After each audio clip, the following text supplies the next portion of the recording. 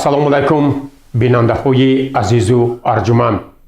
ҳоло ба таваҷҷӯҳи шумо нашри таҳлилӣ ва ҷанбастии ҳафта аз телевизиони симои шаҳри Панҷакейн манзур мегардад. ба ҳамагон маълум аст ки давоми ҳафтаи сипаришуда дар кишварҳои ҷаҳон ҷумҳурии Тоҷикистон, вилояти Суғд ва шаҳру деҳоти Панҷакейн рӯйдоду воқеаҳои гуногуне ба амал омаданд ки ҳоло хабарнигорони мо муҳимтарин рӯйдодҳои ҳафтаи сипаришударо барои шумо пешниҳод месозанд.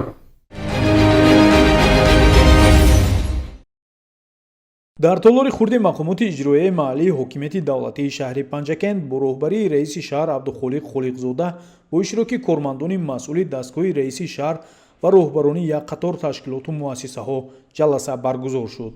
дар ҷаласа иҷрои супориши муовини сарвазири ҷумҳурии Тоҷикистон Сулаймон Зиёзода ки ба шаҳри Панҷакент сафари корӣ анҷом доданд мавриди баррасӣ қарор гирифт. зикр гардид ки ҳайати кории ҳукумати ҷумҳурии Тоҷикистон зимни таҳлили вазъи соҳаҳо ҷиҳати таъмини иҷрои дастуру супоришҳои пешвои миллат президенти ҷумҳурии Тоҷикистон муҳтарам Эмомалӣ Раҳмон ки вобаста ба таъмини амнияти озуқаворӣ дар паём ба Маҷлиси олӣ ва ҷаласаи васеъи ҳукумати мамлакат баён гардиданд, дастурҳои мушаххас дод. барои риояи ҳатмии структураи кишти зироатҳо, сари вақт гузарондани шудгори заминҳо, ба итмом расонидани кишти баҳорӣ, истифодаи тухмиҳои наву серҳосил, бунёди боғу тогзори интенсивӣ ба ҷои боғу тогзорҳои кӯҳна, обёрии заминҳои бекорхобида, зиёд намудани саршумори чорво ва парранда, афзун намудани ҳаҷми истеҳсоли маҳсулот масъулин муваззаф шуданд. дар ҷаласа ҳамчунин рафти иҷрои барномаи давлатии кабудизоркунӣ, даъвати ҷавонон ба сафи артиши миллӣ, омодагӣ ба ҷашни 35-солагии истиқлоли давлатӣ, таҷлили рӯзи модар, интихобот, таъмири мадрасаи олимдодхоҳ, тақсимоти заминҳои назди ҳавлигӣ, ташкили ярмарка дар моҳи шарифи Рамазон, гузарондани мусобиқаҳои гуногуни варзишӣ байни ҷавонон, пешгирии ифротгароӣ ва дигар масъалаҳо мавриди таваҷҷӯҳ қарор гирифта, масъулин баҳри иҷрои саривақтии онҳо вазифадор гардиданд.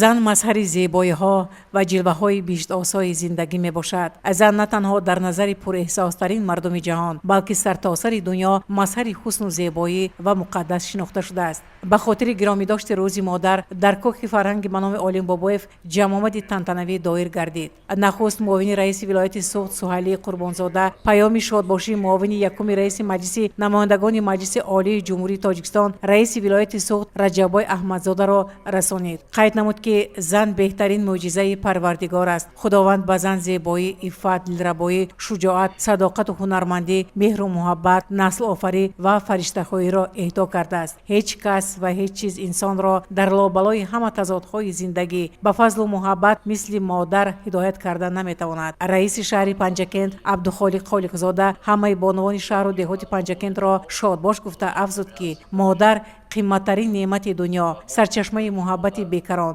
ҳимматбаландтарин шахси башарият аст. маҳз меҳри бепоён ва навозиши гарми модар моро ба оламу одам ошно сохтааст. барномаи омоданамудаи бахши шӯъбаи фарҳанги мақомоти иҷрои маҳаллии ҳокимияти давлатии шаҳри Панҷакент хотири ҳозиринро болида намуд.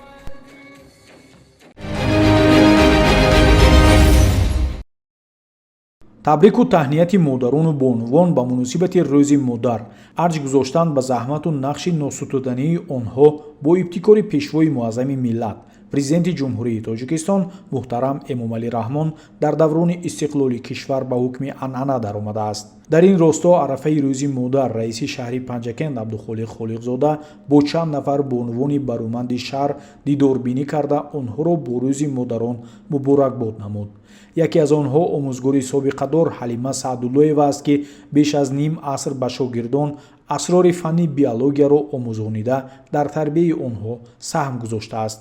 ҳамроҳи Эсоева бошад 40 сол дар муассисаи таҳсилоти миёнаи умумии рақами 3 шаҳр ба хонандагони синфҳои ибтидоӣ хату савод омӯзонидааст ва ҳоло дар иҳотаи фарзандону наберагон давлати пирӣ меронад ва шогирдони зиёдаш ӯро эҳтиром мекунанд. басра миноқулова собиқадори соҳаи матлубот солҳои зиёд дар вазифаҳои роҳбарӣ заҳмат кашида дар беҳдошти соҳа ва тарбияи фарзандони солеҳ саҳми бориз гузоштааст. дар суҳбат ин бонувони бароманд аз сиёсати давлат нисбат ба занону модарон изҳори қаноатмандӣ ва шукргузорӣ намуданд. ба онҳо тӯҳфаҳои идонаи мақомоти иҷроияи маҳаллӣ ҳокимияти давлатии шаҳр тақдим карда шуд.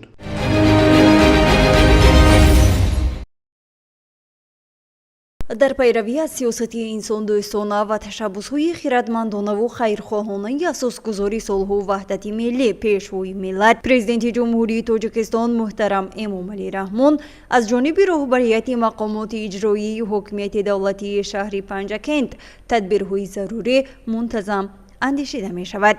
бо чунин ҳошия ба муносибати 32-солагии таъсисёбии рӯзи қувваҳои мусаллаҳи ҷумҳурии тоҷикистон раиси шаҳри Панҷакент Абдухолиқ Холиқзода аз қисми низомии 05170 вазорати мудофиаи ҷумҳурии тоҷикистон дар шаҳри Панҷакент дида намуда сарбозону афсаронро ба муносибати ин сана шодбош гуфт. бо талошҳои пайвастаи асосгузори солҳу ваҳдати миллӣ пешвои миллат президенти ҷумҳурии тоҷикистон муҳтарам Эмомалӣ Раҳмон артиши миллӣ қудратманд гардида ба нерӯи бузург ва такягоҳи ҷомеа мубаддал шудааст. дар солҳои соҳиби истиқлолӣ марҳила ба марҳила барои будубоши хизматчиёни ҳарбӣ аз ҷониби ҳукумати кишвар ва сохторҳои низомии мамлакат шароити хуби хизматӣ фароҳам оварда шуда, дар оянда низ ҷиҳати беҳтар намудани шароит ва такмили пояҳои моддиву техникии қисмҳои низомӣ тадбирҳои зарурӣ амалӣ карда мешавад.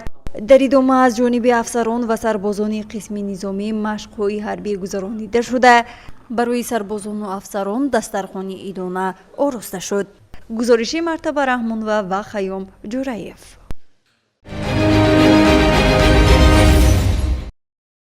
қарори раиси шаҳри Панҷакент дар бораи ташкил ва гузаронидани даври шаҳрии озмуни ҷумҳуриявии Тоҷикистон ватани азизи ман мутобиқи моддаҳои 19, 20 ва 32 қонуни Конститутсионии ҷумҳурии Тоҷикистон дар бораи мақомоти маҳаллии ҳокимияти давлатӣ ҷиҳати таъмини иҷрои амри президенти ҷумҳурии Тоҷикистон аз 2 январи соли 2025 таҳти рақами 711 бо мақсади дарёфти истеъдодҳои нав дар соҳаи санъати мусиқӣ ва сарояндагӣ, тасвирӣ ва дизайн, баланд бардоштани маҳорати касбӣ ва зебоипарастӣ, тақвият бахшидан ба ҳунари баланди иҷрокунандагӣ, таблиғ ва эҳёи ҳунарҳои мардумӣ, муаррифии фарҳанги волои миллати тоҷик, эҳтиром ва арҷгузорӣ ба суннатҳои неки аҷдодӣ, сатҳи касбии асарҳои нави мусиқӣ, офарандагӣ, интихоби намунаҳои беҳтарини оҳангу суруд, коллексия ва асарҳои расомӣ ки фарҳанги гузашта ва имрӯзаи миллати тоҷикро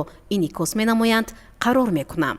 даври аввали озмуни ҷумҳуриявии Тоҷикистон ватани азизи ман дар шаҳри Панҷакент дар моҳҳои апрел-майи соли 2025 ташкил ва гузаронида шавад. низомнома, ҳайати комиссияи озмун, ҳайати ҳакамон ва харҷномаи мукофотҳои даври шаҳрии озмуни ҷумҳуриявии Тоҷикистон ватани азизи ман мутобиқи замимаҳои 1, 2, 3 ва 4 тасдиқ карда шавад. бахши фарҳанг, шӯъбаи рушди иҷтимоӣ ва робита бо ҷомеаи дастгоҳи раиси шаҳр, шӯъбаи маориф, ҷамъияти дорои масъулияташ маҳдуди садо ва симо, бахши кор бо ҷавонон ва варзиш, шӯъбаи кор бо занон ва оила, раисони ҷамъиятҳои деҳот, инчунин роҳбарони муассисаҳои фарҳангии шаҳру деҳот барои дар сатҳи баланд доир намудани даври шаҳрии озмун тадбирҳо андешанд.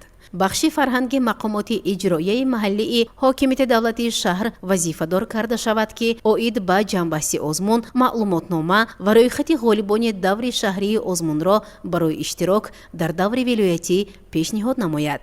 ба раёсати вазорати молияи ҷумҳурии Тоҷикистон дар шаҳри Панҷакент супориш дода шавад ки аз ҳисоби маблағҳои ба бахши фарҳанг пешбинишуда 39380 сомонӣ барои соли 2025 ҷудо намояд. назорати иҷрои қарори мазкур ба зиммаи муовини раиси шаҳри Панҷакент гузошта шавад.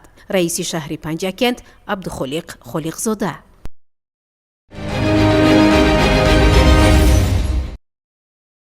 қарори раиси шаҳри Панҷакент дар бораи таҷлили рӯзи матбуот.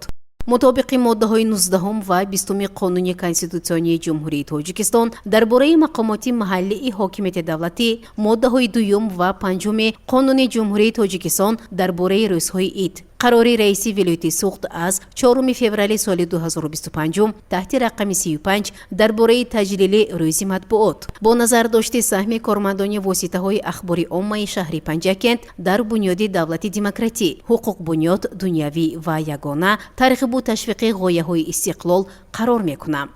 Санаи 11 март дар қаламрави шаҳри Панҷакент рӯзи матбуоти тоҷик ҷашн гирифта шавад.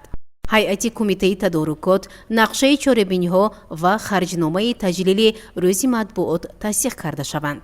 раисони ташкилоту корхонаҳо ва ҷамоатҳои деҳот ҷиҳати дар сатҳи баланд баргузор гардидани иди касбии рӯзноманигорон ва коркунони муассисаҳои табу нашр корбарӣ намуда барои дастгирии моддию маънавии нашрияҳои маҳаллӣ, рӯзноманигорон, кормандони матбаъҳо ва собиқадорони матбуот тадбирҳои амалӣ андешанд.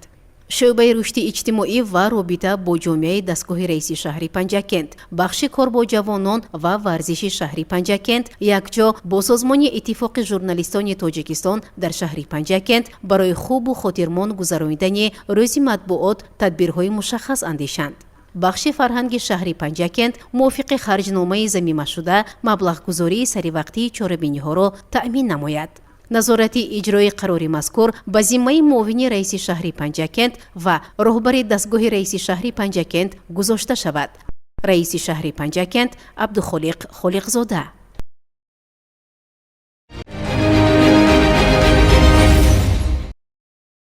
ба муносибати 32-мин солгарди таъсисёбии қувваҳои мусаллаҳи ҷумҳурии тоҷикистон дар қисмҳои ҳарбии шаҳри Панҷакент ҷамъомади тантанавӣ баргузор гардид. дар чорабинии мазкур муовини раиси шаҳр Парвина Нақибӣ иштирок ва суханронӣ намуд. Парвина Нақибӣ бо арзи гиромӣ дошти ин санаи муқаддас ҳайати шахсии дидбонгоҳи сарҳадии Саразм қисми ҳарбии 0203 қушунҳои сарҳадии давлатии амнияти миллии ҷумҳурии Тоҷикистон дар шаҳри Панҷакентро табрику таҳният гуфта ба онҳо сиҳату саломатӣ, хонаю обод, саодати рӯзгор, осмони софу беғубор ва барору муваффақиятҳоро таманно намуд. ӯ дар баромади худ қайд намуд ки санаи 23 феврал яке аз рӯзҳои таърихӣ ва хотирмон аст, зеро маҳз аз ҳамон рӯз бо қадамзании аввалини сарбозону афсарони қувваҳои мусаллаҳи ҷумҳурии Тоҷикистон ва бо ташаббусу ҳидояти президенти ҷумҳурии Тоҷикистон муҳтарам Эмомалӣ Раҳмон артиши миллӣ ташкил гардид ки он зодаи даврони истиқлоли давлатӣ буда ба ин рӯзи саид 32 сол пур гардид. таъкид намуд ки имрӯз қувваҳои мусаллаҳи ҷумҳурии Тоҷикистон таҳти роҳбарии асосгузори сулҳу ваҳдати миллӣ пешвои миллат президенти кишвар муҳтарам Эмомалӣ Раҳмон ба як ниҳоди устувору пуриқтидоре табдил ёфтааст ки бо афсарону сарбозони шуҷоъу далер, мутахассисони баландихтисосу корнон, техникаву таҷҳизоти муосири низомӣ, оромиву осоиштагии давлату миллатро пурра таъмин менамояд. дар дидбонгоҳи сарҳадии Саразм қисми ҳарбии 0203 қушунҳои сарҳадии давлатии амнияти миллии ҷумҳурии Тоҷикистон аз ҷониби сарбозон гузашти низомӣ доир гардида ба чанде аз сарбозону афсарон ифтихорномаҳо тақдим гардида ба рӯи эшон дастархони идона ороста шуд.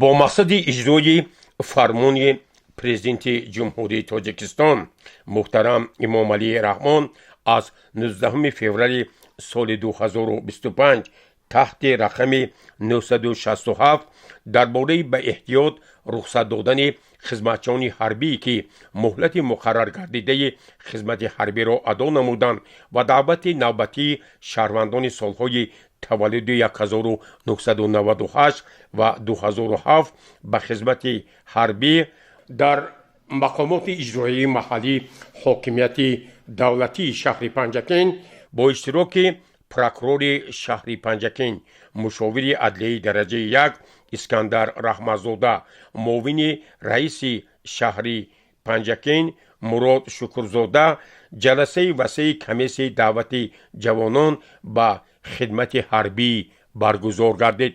муовини раиси шаҳри Панҷакент Мурод Шукрзода зимни суханронии хиш таъкид намуд ки дар мақомоти иҷроияи маҳаллӣ ҳокимияти давлатии шаҳри Панҷакен ҷиҳати иҷрои ин фармони президенти ҷумҳурии Тоҷикистон, сарфармондеҳи олии қувваҳои мусаллаҳи кишвар тадбирҳо амалӣ гардида нақшаи корӣ таҳия ва тасдиқ шудааст. прокурори шаҳри Панҷакен мушовири адлияи дараҷаи як Искандар Раҳматзода пас аз шунидани гузориши шахсони масъул бори дигар таъкид намуд ки мо бояд соли равон барои дар сатҳи баланд ва дар муҳлати пешбинишуда иҷро намудани нақшаи баҳорӣ омодагиро ба мавсими навбатии ҳаматарафа вусъат диҳем. корҳои тарғиботиву ташвиқотиро рӯзторӯз густариш бахшида аъзои комиссияи даъват бояд дар самти ҳарчи бештар бо волидон, бо роҳбарони масъул дар маҳалҳо мулоқоту суҳбатҳо анҷом диҳанд, зеро хидмати модарватан пеш аз ҳама барои ҳар яки мо ифтихори бузург аст. дар ҷаласа прокурори шаҳри Панҷакен мушовири адлияи дараҷаи як Искандар Раҳматзода бори дигар аз раисони ҷамъиятҳои деҳот, маҳаллаҳои шаҳр, аъзои комиссияи даъват, комиссарияти ҳарбии шаҳри Панҷакен ва дигар масъулинро вазифадор кард ки бояд ҷиҳати иҷрои фармони президенти ҷумҳурии Тоҷикистон муҳтарам Эмомалӣ Раҳмон корҳои омодагӣ рӯз то рӯз густариш дода шавад.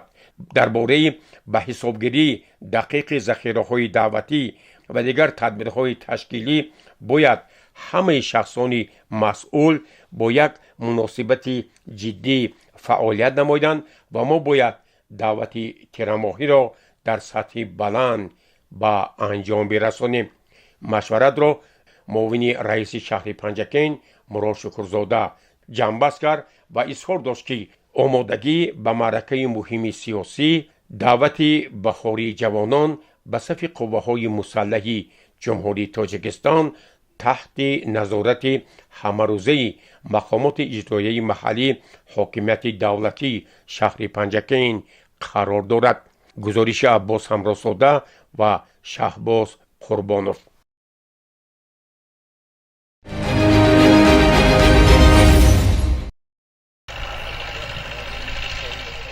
дар заминаи дастурҳои асосзори сулҳу ваҳдати миллӣ пешвои миллат президенти ҷумҳурии Тоҷикистон муҳтарам Эмомалӣ Раҳмон ва супоришҳои муовини аввали раиси маҷлиси миллӣ, маҷлиси олии ҷумҳурии Тоҷикистон, раиси вилояти Суғд муҳтарам Раҷаббой Аҳмадзода кишоварзони шаҳри Панҷакен бо истифода аз ҳавои мусоид кишти баҳориро оғоз намуданд. кишоварзони хоҷагии деҳқонии меҳнатободи ҷамоати деҳоти Халифа Ҳасани шаҳри Панҷакен имсол нахустин шуда ба кишти барвақтии картошка шурӯъ карданд. дар оғози кишт ки бо иштироки раиси шаҳр Абдухолиқ Холиқзода ва фотиҳаи деҳқонони кордида сурат гирифт, саҳмдори собиқадори хоҷагӣ Ҳусниддин Шукуров иброз дошт ки дар 60 ҳисса замин саҳмаш пурра картошкаи барвақтӣ кишт менамояд ва баъди ҷамъоварии он дар ин замин сабзавот парвариш хоҳад кард. ӯ ба қадри зарурӣ барои кишти картошка тухмӣ захира кардааст. имсол дар ин хоҷагии деҳқонӣ дар майдони 32 ва ҷамоати деҳоти Халифа Ҳасан дар 535 гектар картошка ки қисми асосии он барвақтӣ аст пешбинӣ шуда ҳоло омода намудани заминҳо барои кишт ва шинонидани он идома дорад. аз ҷониби раиси шаҳр Абдухолиқ Холиқзода ба деҳқонон ҷиҳати истифодаи босамари ҳар қитъа замини кишт дар муҳлати кӯтоҳ анҷом додани кишти барвақтӣ, хоса зиёд намудани майдони кишти картошка ва афзун гардонидани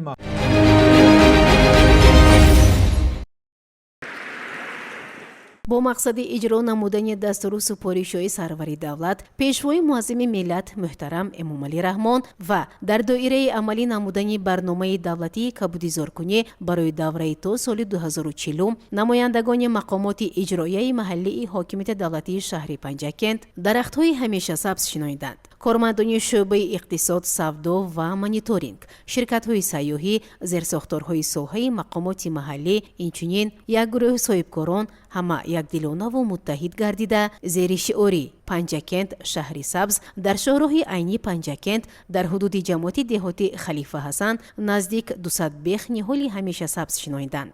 иқтисодиёти шаҳри Панҷакент ба ғайр аз он ӯҳдадориҳое ки дар назди худ гузошта шудааст, масалан чӣ хеле ки медонем имсол соли рушди иқтисоди рақамӣ ва инноватсия ҳаст ва барои рақамикунонӣ вусъат бахшидани ҳисоббаробаркунии нақдӣ бо тамоми ширкатҳои қарзӣ, бонкҳо ва соҳибкорон ҳамкории зишт намуда истодааст ва ин иқдоми дарахтшиноние ки мо гирифтем, мо кӯшиш менамоем ки дар якҷоягӣ бо зерсоҳаҳои худ на танҳо дар соҳаи худ, балки барои ободонии шаҳри азизамон саҳмгузор бошем. зимни шиноидани ниҳолҳои ҳамеша сабз раиси шаҳри Панҷакент Абдухолиқ Холиқзода низ иштирок намуд. Ба масъулини бахши ҳифзи муҳити зист супориш дода шуд ки бо истифода аз обу ҳавои мусоид маъракаи ниҳолшинонӣ бо маром идома дода шавад. зимни суҳбат ташкилкунандагон ва иштирокчиёни ҳашари дастаҷамъона изҳор доштанд ки ният доранд боз садҳо дарахтони сояафкану ҳамеша сабзро шинонанд то ин ки муҳити зист сабзу хурам гардида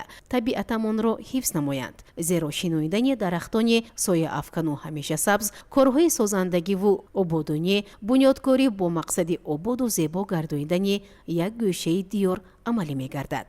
Муҳаммадҷонзода Эрач, директори пойгоҳи кӯҳнавардии сайёҳии Артуч, дар асоси амри президенти ҷумҳурии Тоҷикистон имрӯз дар саросари кишвари азизамон маъракаҳои ниҳолшинонӣ баргузор гашта истодааст ки ҳамаи соҳаҳои иқтисодиёт дар кишвари азизамон саҳмгузор мебошанд ва мо низ ширкатҳои сайёҳии ҷумҳурии Тоҷикистон аз ин иқдом баҳравар гардида ният кардем ки дар якҷоягӣ саҳми худро барои ин маъракаи бошкӯҳ гузорем. бино ба гуфти ҳашарчиён ба ҳамин монанд корҳои созандагиву кабудизоркунӣ дар гирду атрофи шаҳру деҳоти Панҷакент минбаъд низ идома дода мешавад. гузориши Муинса Атамуллоева ва Шоҳусайн Солиҳов.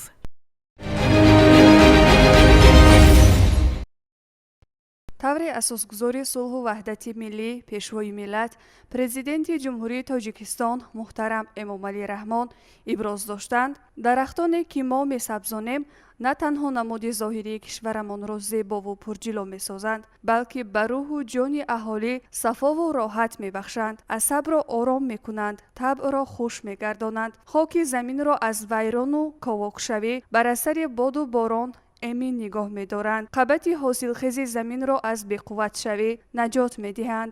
бо ҳамин мақсад барномаи давлатӣ оид ба кабудизоркунии ҷумҳурии Тоҷикистон барои давраи то соли 2040 даври аввал солҳои 2025-2027 қабул шуда дар ин замина мақомоти иҷроияи маҳаллии ҳокимияти давлатии шаҳри Панҷакент маъракаи сабзгардонӣ ва ниҳолшинониро зери назорати ҳамарӯза қарор дода барои ба воҳаи сабз табдил додани шафати шоҳроҳ ва дигар роҳҳои ҳудуди шаҳр тадбирҳои амалӣ меандешад. зимни сафари корӣ ба ҷамоати деҳоти ёрӣ раиси шаҳр Абдухолиқ Холиқзода дар ҳашари ниҳолшинонӣ дар канори роҳи ин ҷамоати деҳот дар мавзеи Дупула иштирок намуд ва ба масъулони ҷамоати деҳот ва шуъбаи ҳифзи муҳити зисти шаҳр барои назорат ва нигоҳубини онҳо дастур дода шуд. дар маҷмӯъ дар маъракаи имсолаи сабзгардонӣ ва ниҳолшинонӣ дар шаҳр шинонидани беш аз 220 000 бех ниҳоли ороишӣ, сояафкан ва мевадиҳанда пешбинӣ шудааст ва ҳоло ҳамарӯза ниҳолшинонӣ идома дорад.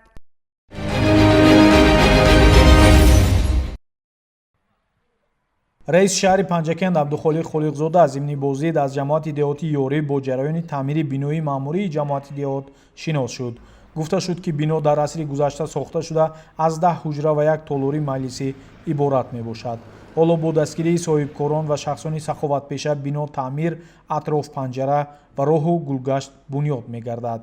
дар идома раиси шаҳр аз ҷараёни кандани чоҳи амудӣ барои оби нӯшокӣ шинос шуд ки корҳои асосияш анҷом ёфта бо саҳмгузории соҳибкорони деҳа роҳандозӣ шудааст. бо истифода додани чоҳ беш аз 200 хонавода бо оби нӯшокӣ таъмин мегардад. дар ҷамоати деҳоти ёрии шаҳри Панҷакент бо мусоидати мақомоти иҷроияи маҳаллии ҳокимияти давлатии шаҳр ҷалби соҳибкорони дохилӣ, бурунмарзӣ ва сокинон корҳои ободонӣ ба ифтихори ҷашни 35-солагии истиқлоли давлатии ҷумҳурии Тоҷикистон вусъат меёбад. ба ин муносибат дар деҳаҳои ҷамоат 59 иншоот ба нақша гирифта шуда то оиндам 40 иншоот ба истифода дода шудааст. ҳоло дар 15 иншоот корҳо идома дорад. аз ҷумла дар деҳаи ёрӣ сохтмони бинои иловагии муассисаи таҳсилоти миёнаи умумии рақами 57 ки дорои 16 синфхона ва ҳуҷраҳои дигари корӣ хоҳад буд идома дошта ҳашарчиён ба бардоштани девори қабати аввали бино машғул мебошанд. раиси шаҳр абдухолиқ холиқзода бо рафти сохтмони муассисаи таълимӣ шинос шуда ба ин иқдоми соҳибкорон ва сокинон баҳои баланд дод ва барои дар муҳлати кӯтоҳ ва бо сифати баланд анҷом додани сохтмони таълимгоҳ дастур дода шуд.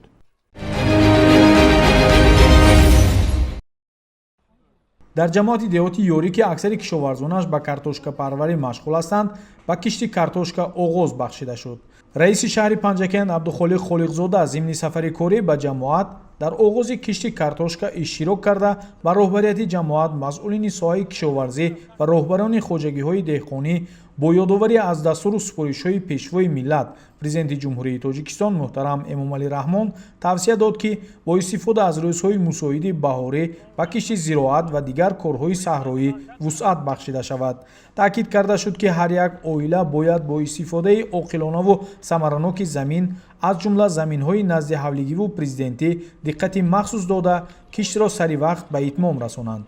зеро сари вақт кишт намудани зироати гуногун барои ҳосили фаровон замина гузошта шуда дар натиҷа фаровонии бозори истеъмолӣ таъмин мегардад. иттилоъ дода шуд ки дар маҷмӯъ имсол дар хоҷагиҳои деҳқонии шаҳр дар майдони 3900 гектар кишти картошка пешбинӣ шудааст ва тибқи маслиҳати мутахассисон бояд дар 70% он картошкаи барвақтӣ ки дар иқлими водии ҳудуди шаҳр ҳосили хуб медиҳад кишта шавад.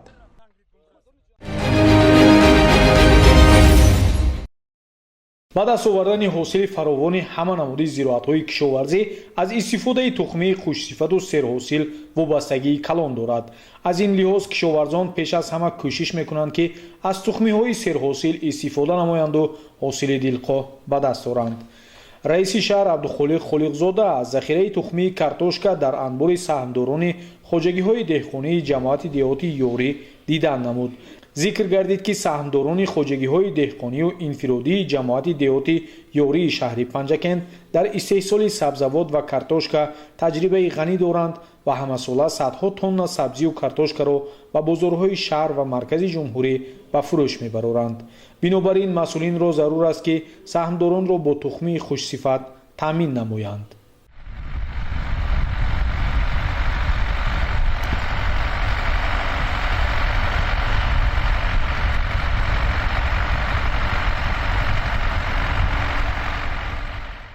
раиси шаҳр ҳамзамон бо рафти омода намудани заминҳо барои кишти баҳорӣ дидан кард. иттилоъ дода шуд ки дар ҷамоат 820 хоҷагиҳои деҳқонии инфиродию калонҳаҷм ва 1079 гектар замини корами обӣ мавҷуд мебошад.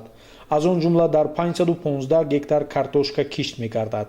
ҳамасола хоҷагидорон аз кишту парвариши маҳсулоти кишоварзӣ аз заминҳои дар ихтиёр дошта фоидаи хуб ба даст меоранд ки ин тадбир ба иқтисоди кишвар заминаи хубе фароҳам меорад. ба иттилои масъулини соҳаи кишоварзии ҷамоати деҳоти ёрӣ то имрӯз 40% заминҳои кишоварзӣ шудгор ва ба кишти баҳорӣ омода карда шуда техникаҳо дар ин самт сафарбар гардидаанд. ба сарварони хоҷагиҳои деҳқонӣ ва саҳмдорон ҷиҳати истифодаи босамари заминҳои кишт зиёд намудани майдони кишти картошка дастур дода шуд. ҳамчунин таъкид шуд ки онҳо бояд ба таъмини амнияти озуқаворӣ саҳмгузорӣ намоянд. ҷаҳонгир Толибӣ, Шоҳусайн Солеҳов.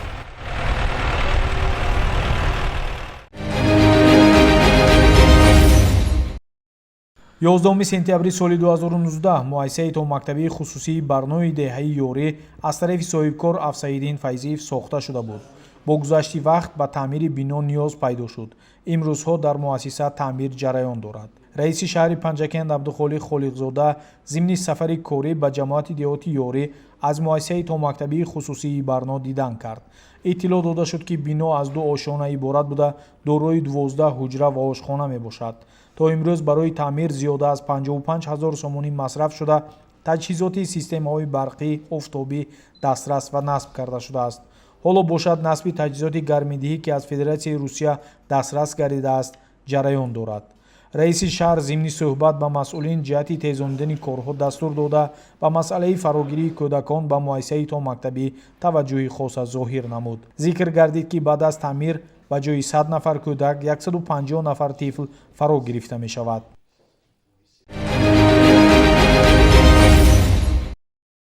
дар рӯзҳои иду айём хабаргириву ҳолпурсии ашхосе ки барои ҷомеа хизмат намуданд ба анъанаи нек табдил ёфта гувоҳи равшани он аст ки мардуми мо суннатҳои некро ҳамеша пос медоранд. дар партави сиёсати инсонпарваронаи асосгузори сулҳу ваҳдати миллӣ пешвои миллат президенти ҷумҳурии тоҷикистон муҳтарам эмомалӣ раҳмон раиси шаҳр абдухолиқ холиқзода зимни сафари корӣ ба ҷамоати деҳоти ёрӣ омӯзгори собиқадор маҳмуд давроновро аёдат намуд.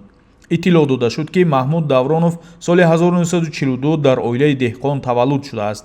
баъд аз хатми омӯзгоҳи шаҳри панҷакент дар донишгоҳи омӯзгории шаҳри душанбе таҳсилро идома додааст. соли 1970 фаъолияти омӯзгориашро дар камсамолобод оғоз намуда сипас дар муассисаи таҳсилоти миёнаи умумии рақами 9 деҳаи ёрӣ аз омӯзгори оддӣ то роҳбари муассиса тӯли 61 сол заҳмат кашидааст. ӯ аз шахсони барӯманди деҳаи ёрии шаҳри панҷакент буда ҳоло дар иҳотаи 7 фарзанд 27 набера ва 2 абера давлати пирӣ меронад. раиси шаҳр зимни суҳбат бо маҳмуд давронов барои заҳматҳои тӯлонӣ дар таълиму тарбияи насли наврас изҳори сипос намуд. ба омӯзгори варзида тӯҳфаҳои пулию молии мақомоти иҷроияи маҳаллии ҳокимияти давлатии шаҳр тақдим карда шуд. собиқадори соҳаи маориф маҳмуд давронов аз дастгириҳои доимии давлату ҳукумат изҳори сипос намуда ба президенти мамлакат муҳтарам эмомалӣ раҳмон миннатдорӣ баён кард.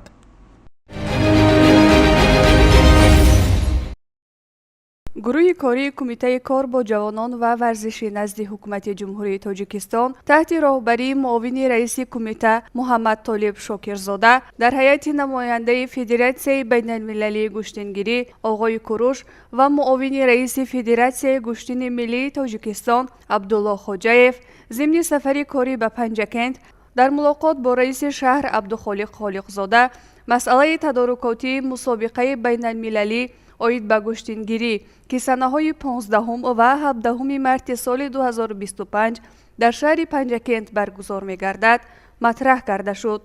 зимни мулоқот гуфта шуд ки дар мусобиқа паҳлавонон аз кишварҳои хориҷа низ иштирок мекунанд. қасди паҳлавонони суғдӣ ва варзишгоҳи марказии шаҳри панҷакент макони баргузории ин мусобиқаи сатҳи байналмилалӣ муайян карда шуд.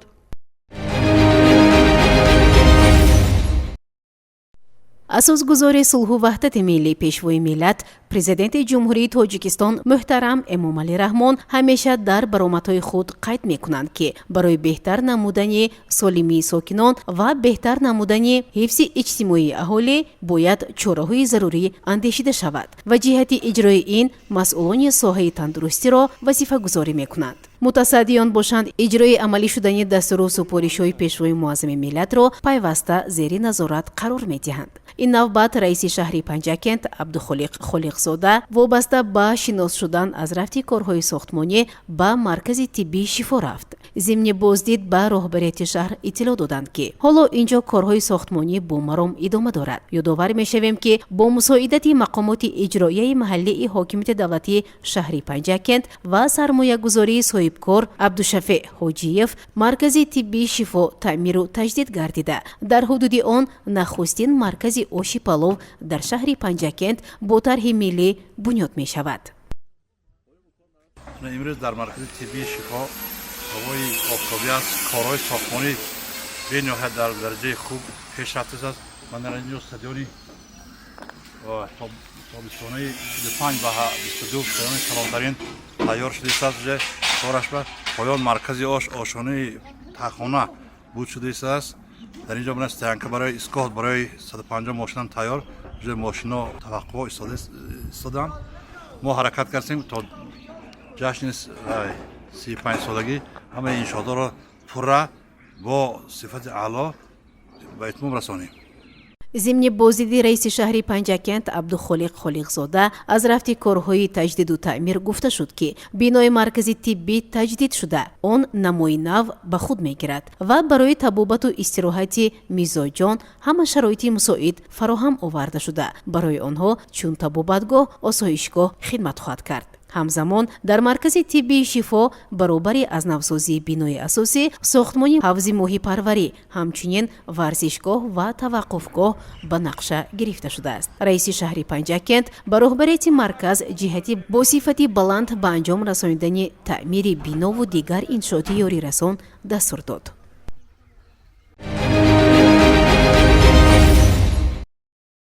با مناسبت تأسیس روز قواهای مسلح جمهوری تاجیکستان در شهر پنجکent مسابقه کشتی والیبال برای دریافت جام رئیس شهر جمع‌بست گردید. در دور فینالی مسابقه معاون رئیس کمیته کار با جوانان و ورزش نزد حکومت جمهوری تاجیکستان محمد طالب شاکرزاده، رئیس شهر پنجکent عبدالخالق خالقزاده اشتراک داشتند. مسابقه در تالار ورزشگاه مؤسسه تحصیلات میانه عمومی رقم 47 دایر گردیده، آن دوامی 3 روز ادامه یافت. در این مسابقه 18 دسته از تشکیلات و مؤسسه ها جماعت های دهات بین هم رقابت نموده.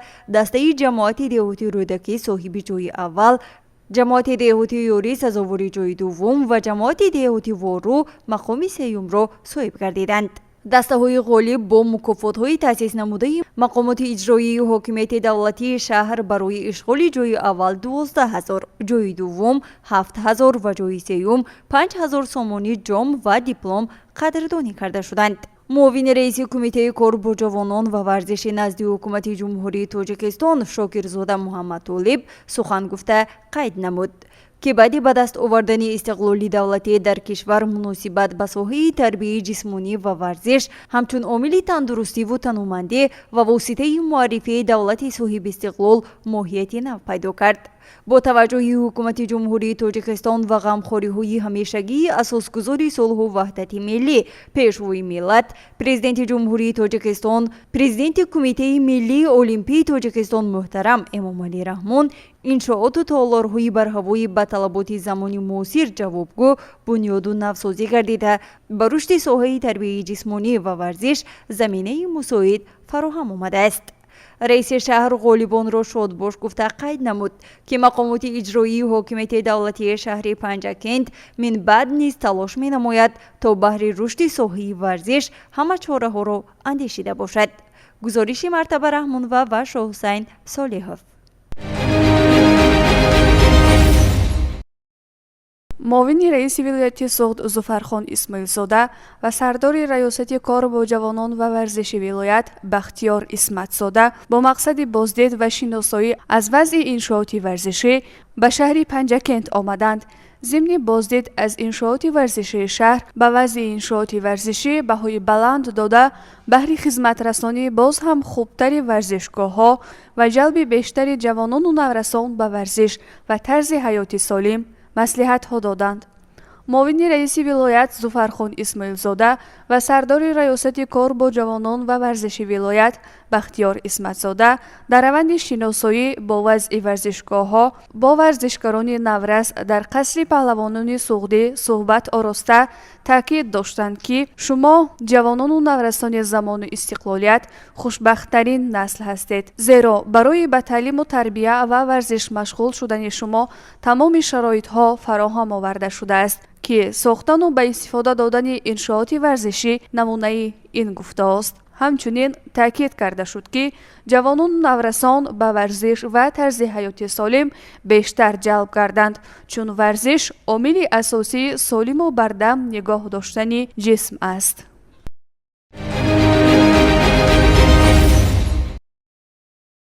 صحبت و ملاقات‌های گروه تبلیغاتی مقامات اجرایی محلی حاکمیت دولتی شهر پنجکent با اشتراک نمایندگان شعبه منطقوی اجنسی نظارت دولتی مولوی و مبارزه با کروپسیا در وادی زرافشان در جماعت‌های دهاتی یوری، اماندره و خرمی ادامه یافت. در جماعت دهاتی اماندره مدیر شعبه رشد اجتماعی و رابطه با جامعه دستگاهی رئیس شهر شیرینشاه نوراللهیف هیئت گروه تبلیغاتی را معرفی کرد و اظهار داشت که مقصد و مرام این گروه تبلیغاتی پیش از همه شرح و ایضاح نشاندادهای پیام نوبتی اساسگذار صلح و وحدت ملی پیشوای ملت پرزیدنت جمهوری تاجیکستان محترم امام علی رحمان به مجلس عالی جمهوری تاجیکستان می باشد. کارمند مسئول شعبه منطقوی اگنتی نظارت دولتی مولوی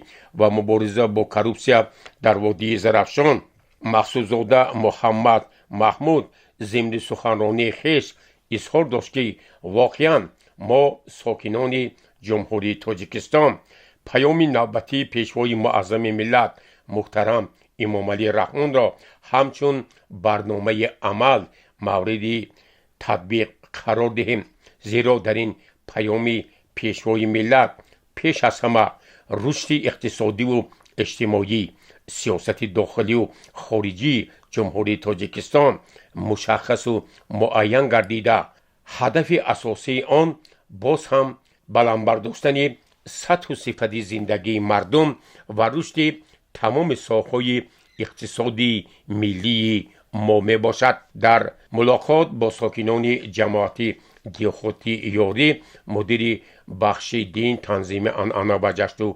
مراسم دستگاه رئیس شهر پرویز امانزاده توجه حاضرین را به آموزش، اجرا و رعایت طلبات قانون جمهوری تاجیکستان درباره تنظیم عنعنه و جشن و مراسم در جمهوری تاجیکستان جلب کرد و همزمان اظهار داشت که پیشوای ملت پرزیدنت جمهوری تاجیکستان محترم امام علی رحمان ضمن ملاقات و صحبت‌ها، سخنرانی‌ها و در پیام نوبتی‌شان که سنه 28 دکبر سال 2024 ارائه کردند، بار دیگر اجرای قانون جمهوری تاجیکستان را درباره تنظیم عنعنه و جشن و مراسم در جمهوری تاجیکستان در مد اول قرار دادند و باید ساکنان کشور ما از جمله شهر و دیهات پنجکین این قانون ها را همطرفه رعایت نمایند و برای آموزش، ترغیب و مورد عمل قرار دادن پیام پیشوای معظم ملت پرزیدنت جمهوری تاجیکستان از تمام امکانیت ها ثمرناک استفاده برند. در جماعت دیوخاتی اماندره ملاقات را با حاضرین مدیر شعبه رشد اجتماعی و رابطه با جامعه دستگاهی رئیس شهر شیرینشاه نوراللهیف آغاز بخشید. اینجا نیز نمایندگان شعبه منطقوی نظارت دولتی مولوی و مبارزه با کروپسیا در وادی زرافشان میرزازاده الهام‌الدین، مقصودزاده محمد محمود نیز فکر و ملاحظات و اندیشه های خویش را درباره اهمیت خیلی بزرگی نشاندادهای پیام نوبتی پیشوای ملت پرزیدنت جمهوری تاجیکستان محترم امام علی رحمان به مجلس عالی جمهوری تاجیکستان توضیح دادند. آنها اظهار داشتند که واقعا در پیام نوبتی خویش پیشوای ملت بار دیگر اظهار داشتند که امروز مورد آن رسیده است که ما باید فعالیت خویش را در ساحه‌های رشد اقتصاد و دیگر مرحله‌های پیشرفت با طلبات جهان معاصر مطابق گردانیم. پیشوای ملت در پیام نوبتی خویش سالهای 2025 و 2030 را سالهای رشد اقتصادی رقمی و اینواسیا اعلان کردند که این بار دیگر ما را وادار می‌سازد که امروز برای رشد جامعه تاجیکستان گذشتن به نظام اقتصادی رقمی و اینواسیا یعنی وارد نمودن تکنولوژی معاصر خیلی مهم است. در این ملاقات نیز مدیر بخش دین تنظیم عنعنه و جشن و مراسم پرویز امانزاده توجه حاضرین را به اجرای طلبات قانون جمهوری تاجیکستان درباره تنظیم جشن و مراسم در جمهوری تاجیکستان که از پیام نوبتی پیشوای ملت سرچشمه می‌گیرد جلب کرد. ملاقات نوبتی گروه تبلیغاتی با ساکنان جماعت دیوخاتی خرمی برگزار گردید که ضمن آن مدیر شعبه رشد اجتماعی و رابطه با جامعه دستگاه رئیس شهر شیرینشاه نوراللهیف، کارمندان مسئول شعبه منطقوی اگنتی نظارت دولتی مولیوی و مبارزه با کروپسیا میرزازاده الهامیدین، مقصودزاده محمد محمود، مدیر بخش دین تنظیم جشن و مراسم پرویز امانزاده، پیرامون پهلوهای جداگانه پیام پیشوای معظم ملت اندیشه و ملاحظات خویش را بیان کردند و از حاضرین دعوت نمودند که باید این پیام همچون راهنمای رشد تاجیکستان مورد آموزش و تطبیق قرار داده شود. گزارش عباس همراساده و شهباز قربانوف.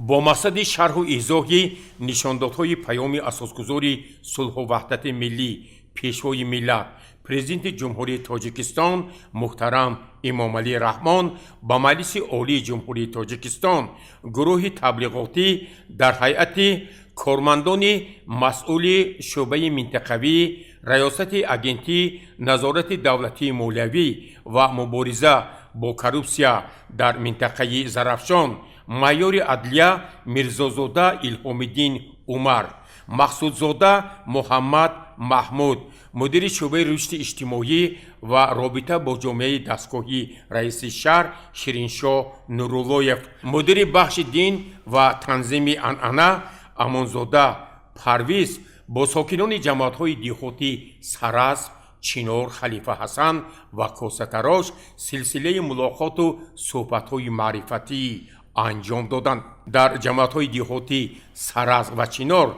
این ملاقات را مدیر شعبه رشد اجتماعی و رابطه با جامعه دستگاه رئیس شهر پنجکین شیرینشاه نوراللهیف آغاز بخشید. مقصد و مرام این ملاقات را به حاضرین شرح داد. کارمند مسئول شعبه منطقوی ریاست اگنتی نظارت دولتی مولیوی و مبارزه با کروپسیا در منطقه زرافشان مقصودزاده محمد محمود به حاضرین اطلاع داد که یکی از هدفهای اساسی ما پیش از همه آموزش عمیق مورد عمل قرار دادن نشاندادهای پیام اساسگذاری صلح و وحدت ملی پیشوای ملت پرزیدنت جمهوری تاجیکستان محترم امام علی رحمان به مجلس عالی جمهوری تاجیکستان می باشد.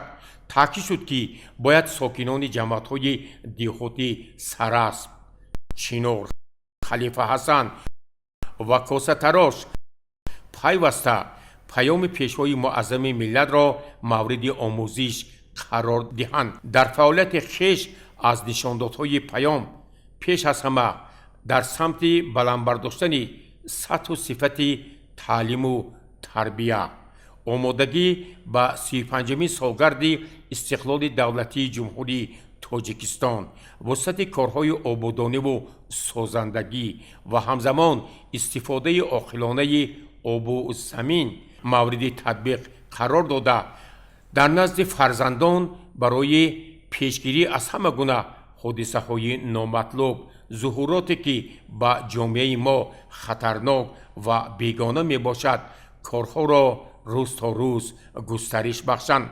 مدیر بخش دین تنظیم انعنه و جشن و مراسم امانزاده پرویز ضمن این ملاقات و صحبت ها توجه حاضرین را پیش از همه به اجرای طلبات قانون جمهوری تاجیکستان درباره تنظیم انعنه و جشن و مراسم در جمهوری تاجیکستان جلب کرد.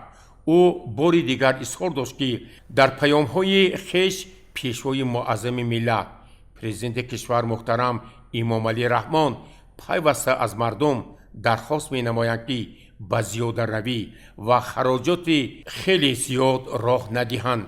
طلبات این قانون را رعایت نمایند زیرا مقصد و مرام پیشوای معظم ملت و نشاندادهای پیام راهبر کشور پیش از همه برای مردم فراهم آوردن شرایط‌های مساعد مادی، صرفه مبلغ‌ها و امکانات‌های عائلوی را روانه کردن برای تعلیم و تربیت فرزندان می باشد. در این ملاقات و صحبت‌ها بار دیگر تاکید شد که واقعاً پیام اساسگذار صلح و وحدت ملی пешвои миллат президенти ҷумҳурии тоҷикистон як санади роҳнамо мебошад ва мо метавонем бо омӯзиши ин паём дар соли 2025 ба комёбиҳои азим ноил гардем ва тоҷикистони азизи мо дар арсаи ҷаҳонӣ ба як мамлакати обод амн ва ҳамзамон пешрафта табдил ёбад. гузориши Аббос Ҳамросода ва Шаҳбоз Қурбонов.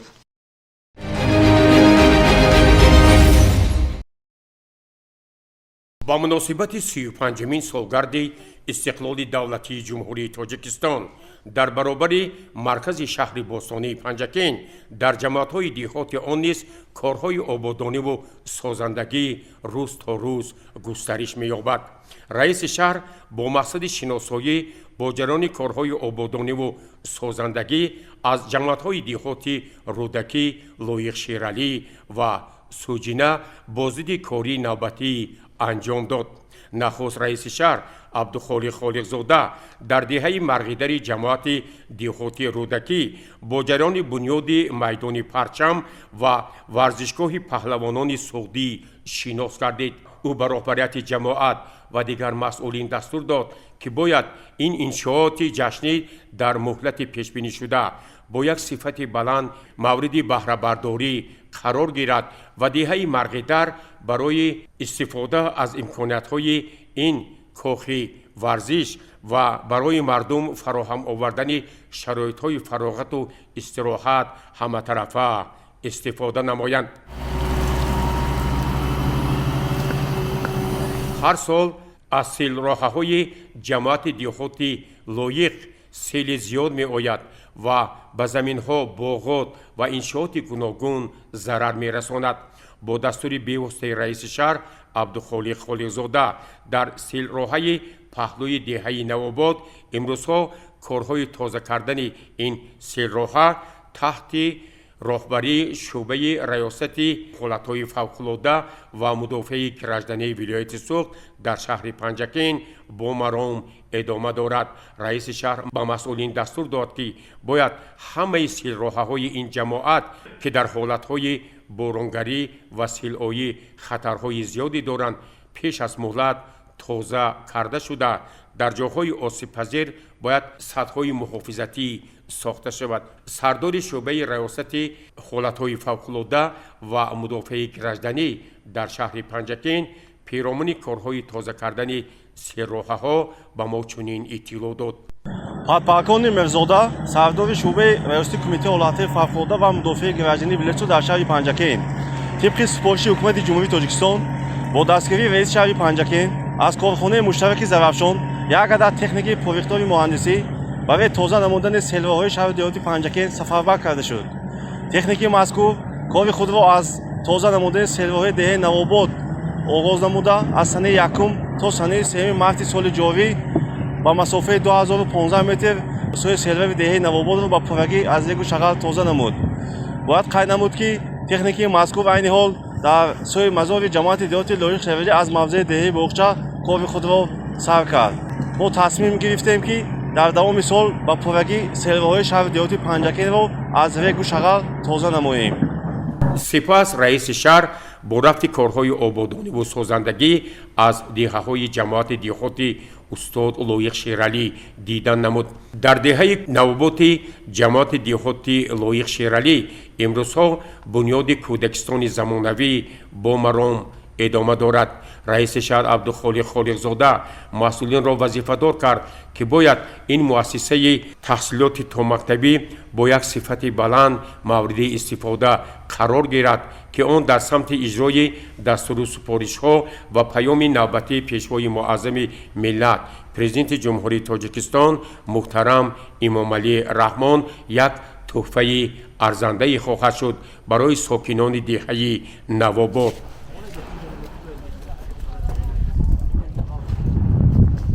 дар деҳаи ғӯсари ҷамоати деҳоти ба номи устод Лоиқширалӣ бунёди беморхонаи замонавӣ бо суръат пеш меравад.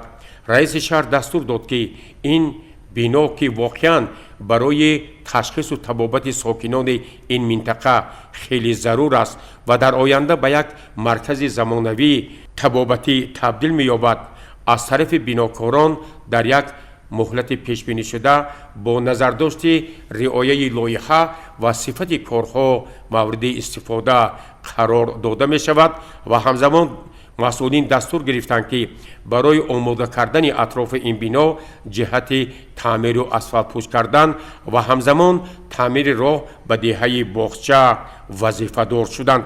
همزمان در دهه غوسر به رئیس شهر اطلاع دادند که عین زمان برای بنیاد بینای نوی معموری جماعت دیهات لایق شهری لایحه آماده شده است. زمین برای بنیاد آن جدا شده است. وقت‌های نزدیک ساختمان این انشاءات آغاز می‌یابد. در جماعت دیهات سوجینه رئیس شهر نخست با رفت کارهای بنیاد اولین کارخانه شیفربراری در شهر پنجکین شناس گردید. با رئیس شهر عبدالخالق خالقزاده اطلاع دادند که پس از مورد استفاده قرار گرفتن این کارخانه صنعتی آن امکانیت در یک شبانه روز استحصال نمودن تا 5000 دانه شیفر را دارد و امروزها کارهای اساسی ساختمان و وصلی با موفقیت جریان میگیرد. گزارش عباس همراهزاده و شهباز قربانوف.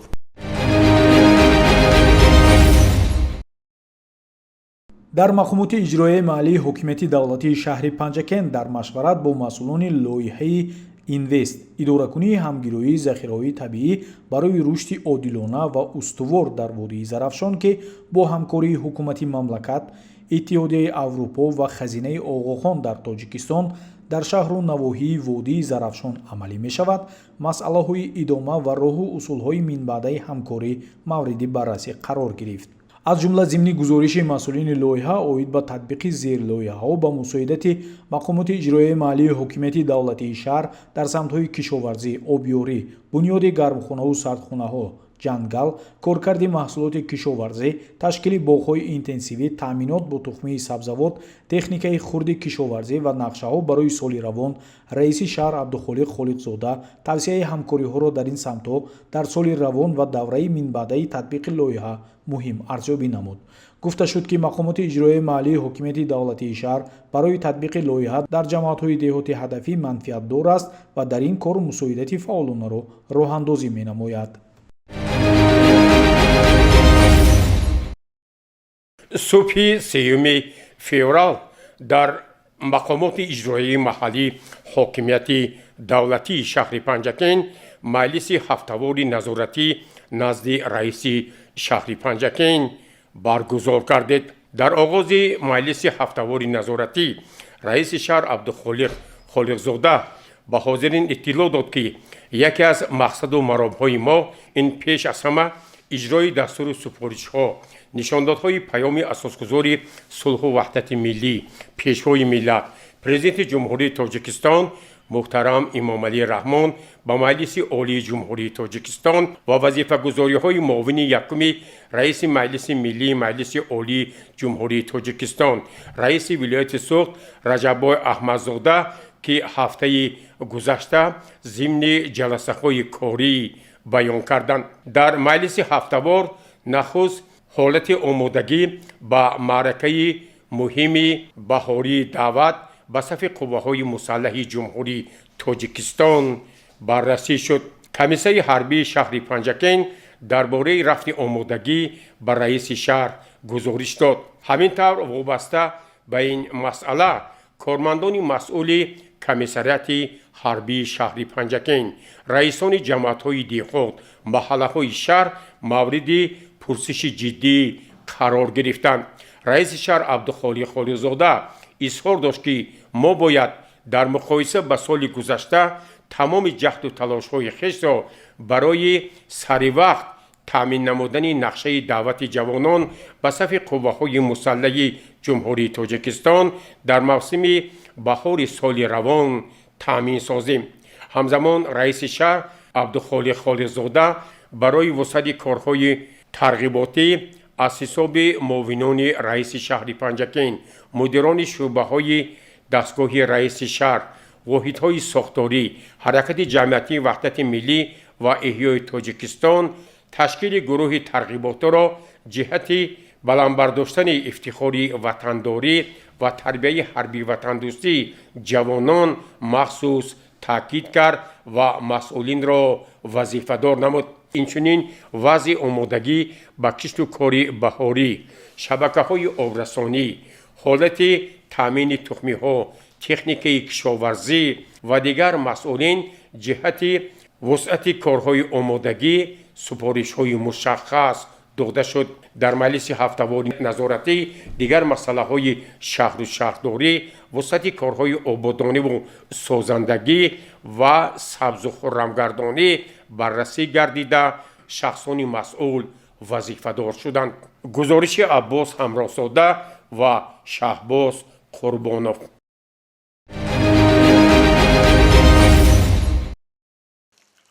در جماعت‌های دیهاتی موغیان و فراب ملاقات گروه تبلیغاتی مشترک مقامات اجرایی حاکمیت دولتی شهر پنجکین و شعبه منطقوی اجنسی نظارت دولتی مالیوی و مبارزه با کروپسیا در وادی زرافشان ادامه یافت. در جماعت دیهاتی موغیان ملاقات را مدیر شعبه رشد اجتماعی و رابطه با جامعه دستگاه رئیس شهر شیرینشاه نوراللهیف حسن آغاز بخشید و مقصد و مرام این ملاقات را اساساً برای ترغیب و تشویق نشاندادهای پیام اساسگذار صلح و وحدت ملی پیشوای ملت پرزیدنت جمهوری تاجیکستان محترم امام علی رحمان به مجلس عالی کشور معنی داد کرد. در جماعت دیهات فراب این ملاقات نیز ادامه یافت. مدیر شعبه رشد اجتماعی و رابطه با جامعه دستگاه رئیس شهر شیرینشاه نوراللهیف به ساکنان جماعت دیهات فراب اطلاع داد که در زمینه دستور سپارش‌های مقامات بالایی گروه‌های تبلیغاتی وابسته به شرح و ایضاح پیام نوبتی پرزیدنت جمهوری تاجیکستان محترم امام علی رحمان صحبت و ملاقات‌های خویش را ادامه می‌دهند و ملاقات نوبتی که در جماعت بلندکوه فراب دایر می‌شود اساساً به این مسئله بخشیده شده است. و ساکنان جماعت دیهات فراب توصیه داده شد که در زمینه پیام نوبتی پیشوای معظم ملت محترم امام علی رحمان آنها باید در سمت رشد ساحه کشاورزی، باغداری، بلندبرداشتن سطح و صفت زندگی هر یک خانواده و وسعت کارهای آبادانی و سازندگی سبز و خرمگردانی با افتخار 35مین سالگرد استقلال دولتی جمهوری تاجیکستان همطرفه سهم خویش را گذارند و باید ما تاجیکستان را به یک کشور پیشرفته جهان تبدیل دهیم.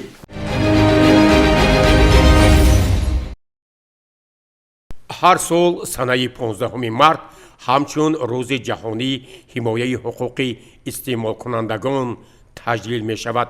با اقدام مرکز تشخیص منطقوی اجنسی تاجیکستاندارت شهر پنجکین در زمینه نقشه های اجنسی تاجیکستاندارت نزد حکومت جمهوری تاجیکستان خدمات زنده انحصاری نزد حکومت جمهوری تاجیکستان از 5 تا 15 مارت سال روان در قلمرو منطقه زرافشان دهه حمایه حقوق استعمال کنندگان گذرانده می شود. با این مقصد از طرف رهبریت مرکز گروه‌های تبلیغاتی تأسیس داده شده در زمینه نقشه تصدیق شده کارهای ترغیباتی و تشویقاتی با مرام جریان می‌گیرد.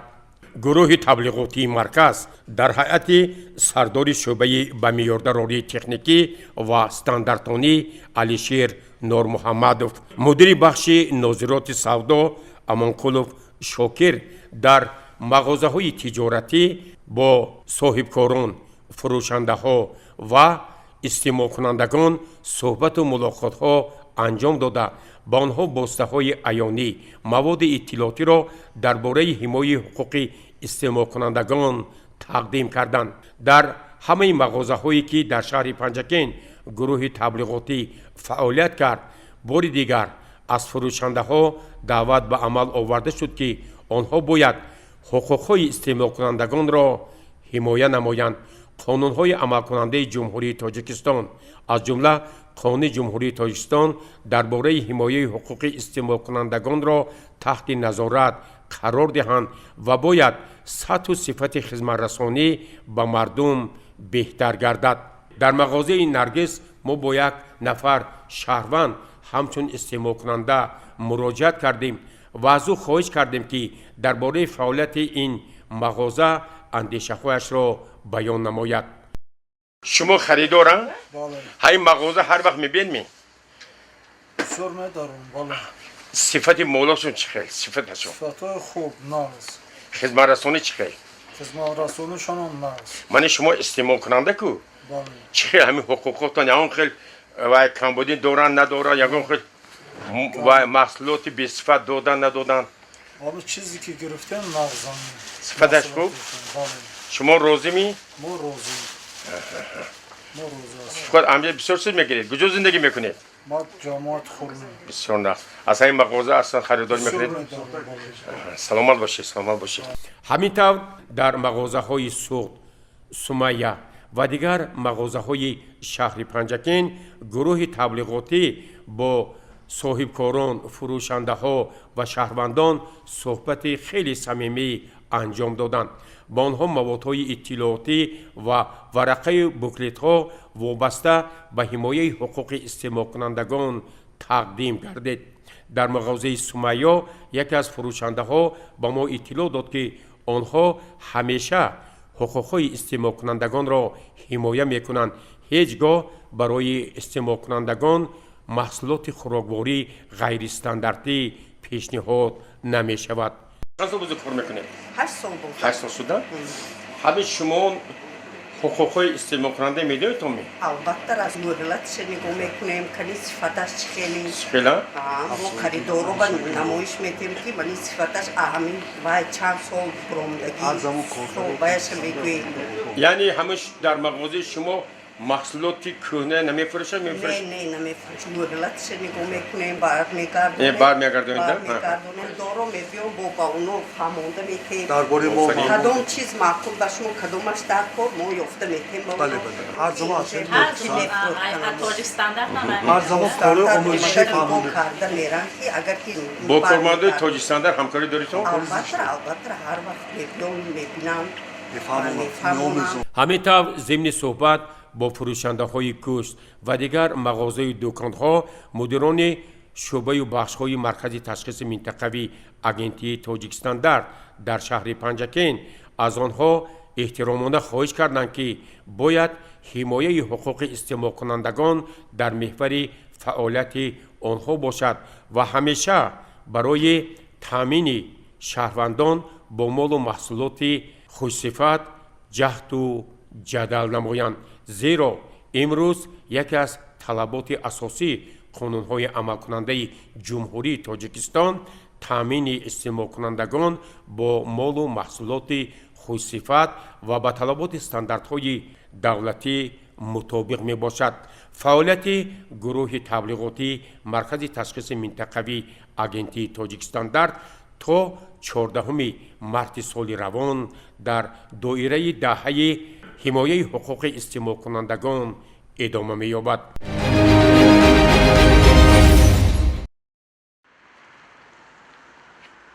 با مقصد شرح و ایضاح نشاندادهای پیام اساسگذار صلح و وحدت ملی پیشوای ملت پرزیدنت جمهوری تاجیکستان محترم امام علی رحمان با مجلس عالی جمهوری تاجیکستان گروه تبلیغاتی مقامات اجرایی حاکمیت دولتی شهر پنجکین با اشتراک نمایندگان شعبه منطقوی نظارت دولتی مالیوی و مبارزه با کروپسیا در وادی زرافشان در جماعت‌های دهاتی سوجینه، لایق شیرالی، وورو و رودکی ادامه یافت. مدیر شعبه رشد اجتماعی و رابطه با جامعه دستگاه رئیس شهر شیرینشاه نوراللهیف با ساکنان این جماعت‌ها در آغاز این ملاقات و صحبت‌ها مقصد و مرام گروه تبلیغاتی را توضیح داد.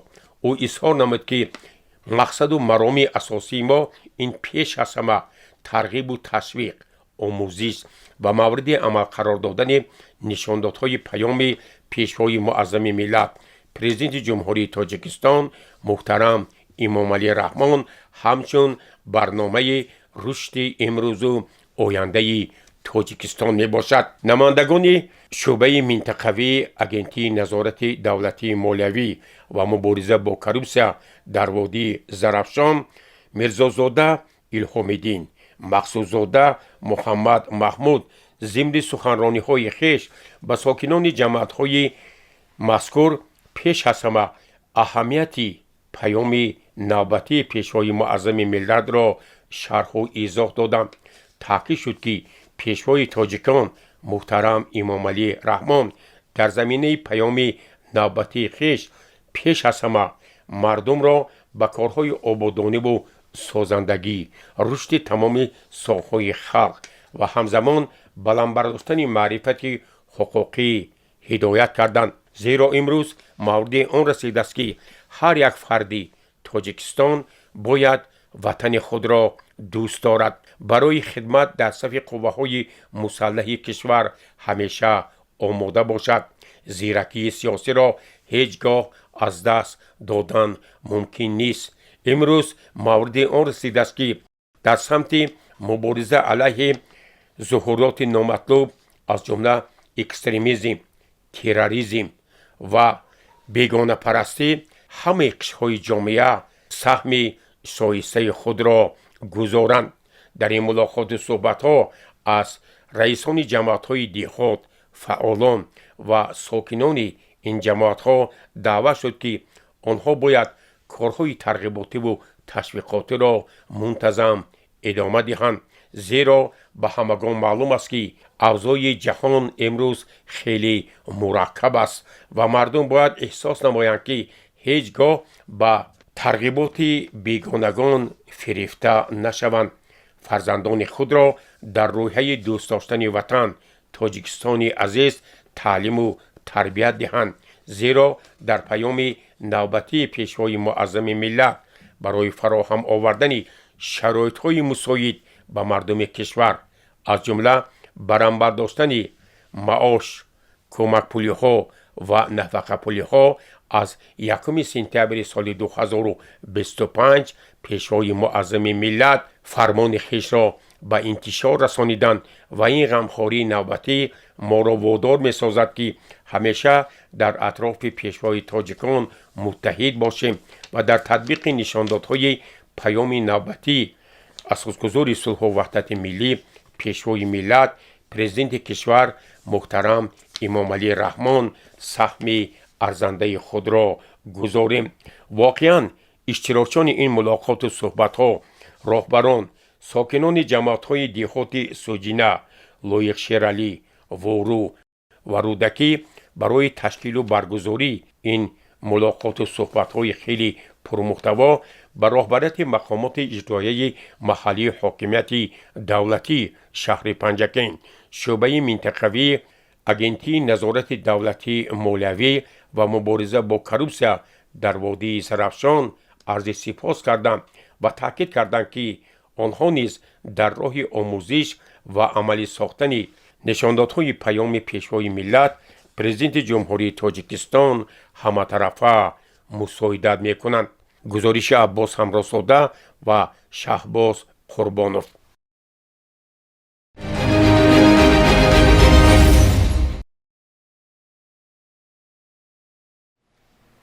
وابسته به اجرای فرمان پرزیدنت جمهوری تاجیکستان محترم امامعلی رحمان از 22 ایون سال 2023 درباره تدبیرهای وسعت دادن حساب برابرکنی غیر نقدی، شعبه اقتصاد، سودا و مانیتورینگ مقامات اجرایی حاکمیت دولتی شهر پنجکین همراه با گروه کاری بانک ملی جمهوری تاجیکستان در مجلسگاه کلانی بینای مقامات اجرایی محلی حاکمیت دولتی شهر، راهبران فیلیال‌های بانک‌ها در شهر پنجکین و رئیسان جماعت‌های شهر اوید جهت معین نمودن حالت رفت اجرای فرمان مذکور واخوری ثمرانok گذرانید. موضوعهای رشد اقتصادی رقمی، گذشتن به سیستم حساب برابرکنی غیر نقدی، بلند برداشتن صفت خدمت رسانی‌های بانکی به اهالی و صاحبکاران و همکاری استوار با بانک‌ها تحت محاکمه قرار گرفت. сараввал мудири шӯъбаи иқтисод, савдо ва мониторинги мақомоти иҷроияи маҳаллии ҳокимияти давлатии шаҳри Панҷакент Нигина Икромӣ сухан гуфта, ҳозиринро ба шаҳри Панҷакент хайрамақдам гуфт ва фармони президенти ҷумҳурии Тоҷикистонро ба саҳми ҳозирин расонид. дар рафти вохӯрӣ роҳбарони бонкҳо аз тайёр будан барои ҳама гуна ҳамкорӣ бо аҳолӣ ва соҳибкорони ҷамоатҳо ибрози ақида намуданд. аз ҷумла насб кардани терминалҳо ва банкоматҳо дар ҳудуди ҷамоатҳо барои бартараф кардани мушкилотҳои сокинони деҳот, оиди маблағсупории ғайринақдӣ, интиқоли маблағ аз дохил ва хориҷи кишвар, мубодилаи асъор ва ғайраҳо пешниҳод намуданд. аз ҷониби намояндагони Бонки Миллии Ҷумҳурии Тоҷикистон ба роҳбарони филиалҳои бонкҳо дар шаҳри Панҷакент супориш дода шуд, ки то ҳадди имкон дар рӯзҳои наздик бо ҷамоатҳо шартнома оиди таъмин кардани аҳолии ҷамоатҳо мизоҷон бо таҷҳизотҳои лозима барои қабули пардохт тариқи ғайринақдӣ баста шавад. гузориши Мартаба Раҳмонова ва Зархуни Неъматуллоҳ.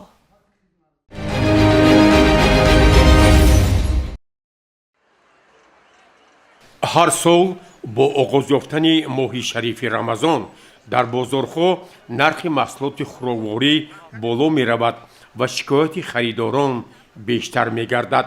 бо мақсади пешгирӣ аз раванди гарон шудани нархи молу маҳсулот, махсусан маводи ғизоии талаботи ҳаррӯза, гурӯҳи кории босалоҳият дар ҳайати роҳбарону мутахассисони мақомоти иҷроияи ҳокимияти давлатии шаҳри Панҷакент, маркази ташхиси минтақавӣ агентии Тоҷикстандарти шаҳри Панҷакент, маркази назорати давлатии санитарию эпидемиологӣ, маркази амнияти озуқаворӣ, ҷамъияти матлуботи шаҳр, нозири минтақавии шӯъбаи вазорати корҳои дохилии ҷумҳурии Тоҷикистон дар шаҳри Панҷакент, дигар масъулини дахдор бо соҳибкорону фурӯшандаҳои бозори марказӣ суҳбату мулоқот анҷом доданд. дар растаҳои гӯштфурӯшӣ бозори марказии шаҳри Панҷакент зимни суҳбат фурӯшандаҳо таъкид карданд, ки нархи 1 кило гӯшт чун рӯзҳои пешин 95 сомонӣ боқӣ мондааст. ман даромадам холи раиси метарам намедонам ки нархи гӯшт шумо гӯшт чанд пули мехаридед пеш? пеш хай 95 мехаридем. имрӯз гӯшт чанд пул додад? 95 сомонӣ будааст. зимни суҳбат бо фурӯшандаҳои гӯшт сардори маркази ташхиси минтақавии агентии Тоҷикстандарт дар шаҳри Панҷакент Умед Ҳабибзода, мудири бахши дин танзими ҷашну маросими мақомоти иҷроияи ҳокимияти давлатии шаҳри Панҷакент Парвез Амонзода, раиси ҷамъияти матлуботи шаҳр Ибодулло Раҳимов ва дигар аъзои ин гурӯҳи босалоҳият ба соҳибкорон тоҷирон тавсия доданд, ки дар моҳи шарифи Рамазон мо бояд ҳамчун кори савоб нархи маҳсулоти хӯрокворӣ, махсусан нархи он маҳсулотеро ки мардум ҳамарӯза харидорӣ мекунанд, ҳеҷ гоҳ боло набаранд. дар ҷараёни суҳбат мо бо чанд нафар тоҷирон низ ҳамсуҳбат шудем ва яке аз онҳо изҳор дошт, ки имрӯз нархҳо бетағйир боқӣ монданд. ҳагом моҳи шарифи Рамазон ҳамин хурмо чанд пул 1 килош имрӯз? 25 сомон. ҳалво чанд пул? ҳалвои Эрон 35 сомон, инаш 24 сомон. қимат намекунед моянда ба? Не. моҳи шарифи Рамазон ба? ягон қимат нашуда. ҳамин ҳолат бо арзон шавад мешавад, қимат намешавад. гурӯҳи корӣ бо фурӯшандаҳои маҳсулоти кишоварзӣ аз ҷумла биринҷ, равған ва дигар маҳсулоти ниёзи ҳаррӯза ҳамсуҳбат шуданд. аз онҳо даъват карданд, ки ҳеҷ гоҳ бо роҳҳои сунъӣ ба баландбардоштани нархи маҳсулоти хӯрокворӣ дар бозор, махсусан дар моҳи шарифи Рамазон роҳ надиҳанд. фурӯшандаҳои маҳсулоти кишоварзӣ аз ҷумла биринҷ ва равған дар ин бора ба мо чунин иттилоъ доданд. 28 феврал арафаи моҳи шарифи Рамазон биринҷ аз чанд сомоне то чанд сомоне дар бозори Панҷакент? баланд то чана? то 30 а 10 сомоне? нема фаҳмдам. нарх пеш ҳамин хел буд ё шумо در عرفه مشرف رمضان بالا بردن نه این سال فرامدگی وقت دیزری سال دیزری من دقیقه نرخو تغییر یافت نه یافت روغن چند سومونه میشه؟ روغن از 5 لیتروش از 80 سوم تا 85 سوم همین دو روز بود کمش برای چه کمش؟ نمیدونم کولگوری فرمای این خویجان نگه سیده وقتی که شما کمش میگویید شما فرما میگویید برای خریداری پنجکین این مهم نیست و میگوید که خود همین تاجرای بزرگ نقلات کرده نه ما نقلاتنوی میتونم ما رو نقلاتنویش چقدر کمش مثلا؟ 3 سومون کمش اما باید نه روغن پاکتش هم دیسول است 65 سومون 5 لیتر 72 سومون بولیستونش قیمت نشده است فقط سرویسگاه 2 سومون 5 لیترش به قیمت شده مورد ذکر است که نرخ محصولات خوراوری طلبات هر روزه چون روزهای پیشین به تغییر باقی مانده تاجران بازار از جمله فروشنده های گوشت، روغن، محصولات نانی، قنادی اظهار داشتند که با بالاروی ارزش محصولاتشان راه نمیدهند. راهبرت بازار مرکزی شهر اطمینان دادند که در ماه شریف رمضان نرخ محصولات با مساعدت ساختارهای دهدار همکاری ثمره‌بخش با صاحبکاران و تاجران تحت نظارت دائمی گرفته می شود.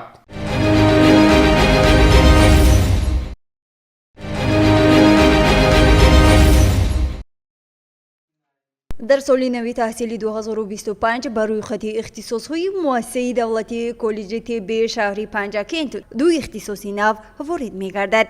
این اختصاصی کاری طبی تشخیصی با فراگیری 30 نفر دانشجو و تکنیکای دندان نیز با همین مقدار می باشد.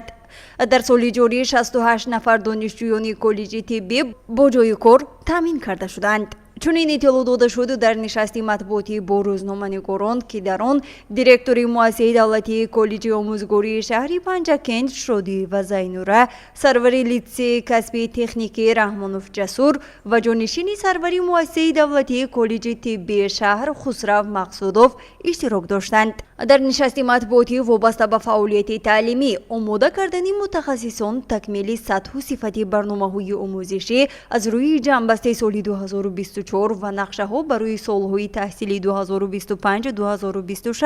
اطلاع داده شد.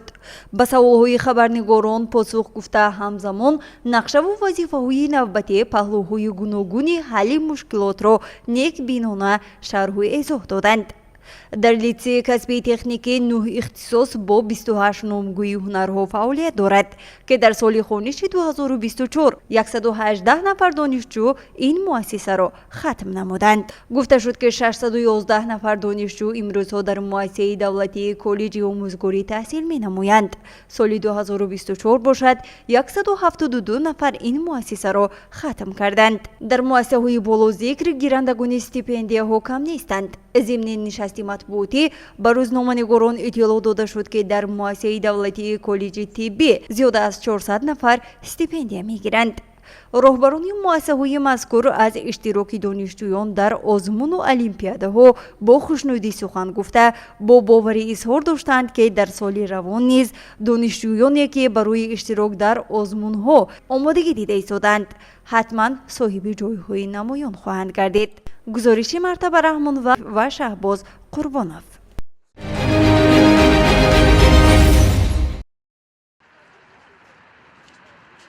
چند پیش شرکت صدا و سیما در شهر پنجکent در همکاری با شرکت رخش تاکسی 3333 بین نورسان و جوانان آزمون تلویزیونی رسمی بهترین را تحت عنوانی حامی وطن اعلان کرد که آن با 32 سالگی تأسیسیابی قوه‌های مسلح جمهوری تاجیکستان بخشیده شده بود. هدف برگزاری آزمون مذکور دریافت استعدادهای نو بوده. دوستداران صنعت تصویری وابسته به این موضوع رسم‌های گوناگون خود را پیشنهاد نمودند. سنه 23 فوریه سال روان در کاخ فرهنگ به نام آلیم بابویف آزمون تلویزیونی رسمی بهترین جنبست گردید. قبل از معین کردن غالبان به رسامانی جوان از جانب اعضای حکمان سپارش داده شد که بخشیده به تأسیسیابی قوه‌های مسلح کشور رسمی را روی کاغذ آورند. پس از چند همه نگاشته‌هایش را منظور حکمان گرداندند. پس از سنجش و نظارت بهترین ها معین شدند. ифтихорнома мукофотонида мешавад ба Бобоева Қурбоной барои ишғоли ҷойи сеюм дар озмуни телевизионии рассоми беҳтарин байни наврасону ҷавонон. ифтихорнома мукофотонида мешавад ба Тиллоева Ҷонона барои ишғоли ҷойи дуюм дар озмуни телевизионии рассоми беҳтарин байни наврасону ҷавонон.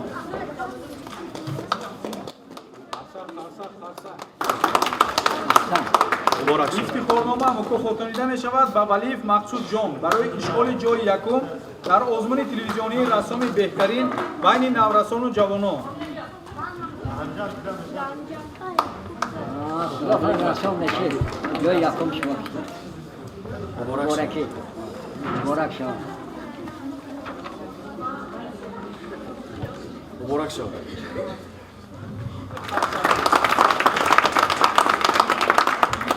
ногуфта намонад ки аз ҷониби ташкилкунандагони озмуни телевизионии расми беҳтарин ба фаъолони озмун низ ифтихорномаву тӯҳфаҳои хотиравӣ эҳдо карда шуд. бино ба гуфти маъмурияти ширкати Саду ва Симо дар шаҳри Панҷакент, озмуни мазкур минбаъд низ идома хоҳад ёфт.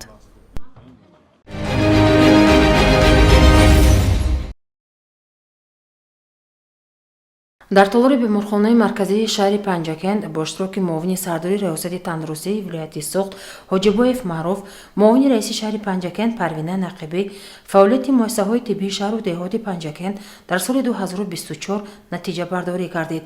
дар соҳа 523 табиб ва 1393 корманди миёнаи тиббӣ фаъолият дошта, нишондоди таъминот бо табибон ба 10,000 аҳолӣ 15/10 ва ба кормандони миёна ба 42/4 баробар аст. аз оғози сол дар шаҳри Панҷакент 30 нафар табиб аз ҷумла 17 нафар ҷавонон ба кор қабул гашта, 289 нафар табибон ба муҳоҷирати меҳнатӣ 2 нафар бо сабаби ба синни нафиқа расидан тарки вазифа карданд.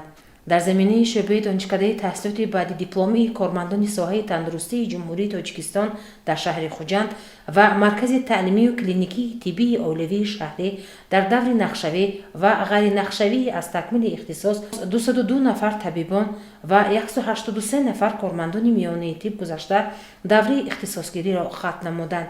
инчунин 5 нафар такмили ихтисосро берун аз ҷумҳурӣ гузаштанд. Парвина Нақибӣ, муовини раиси шаҳри Панҷакент, зимни суханронии худ қайд намуд ки соҳаи тандурустӣ яке аз самтҳои афзалиятноки сиёсати иҷтимоии давлати Тоҷикистон ба шумор рафта, дар даврони истиқлоли давлатӣ бо маром рушд карда то ба имрӯз ба пешравиҳои назаррас ноил гардидааст. пешрафт ва муваффақиятҳои соҳаи тандурустӣ зери сиёсати оқилона ва дурандешонаи президенти ҷумҳурии Тоҷикистон муҳтарам Эмомалӣ Раҳмон ба даст омадааст. муовини сардори риёсати тандурустии вилояти Суғд Ҳоҷибоев Маъруф аз норасогии кад ва дар бораи фафти модару кӯдак, зиёд шудани бемориҳои сироятӣ, вируси норасоии масъулияти одам сил сухан кард ва ба табибони соҳавӣ барои ҷоно кардани кор дар ин самт дастуру супоришҳои мушаххас дод. зикр гардид ки баҳри таъмини иҷрои дастуру супоришҳои пешвои миллат, президенти ҷумҳурии Тоҷикистон муҳтарам Эмомалӣ Раҳмон ҷиҳати рушди соҳа пайваста тадбирҳои мушаххас меандешанд, кӯшиш ба харҷ медиҳанд то ки сокинон бо хизмати босифат ва замонавии тиббӣ ҳамарӯза фаро гиранд, баҳри пешгирии бемориҳо ва ҳифзи сиҳатии мардум фаъолият намоянд. гузориши Дилшода Ҳалимова ва Шаҳбоз Қурбонов.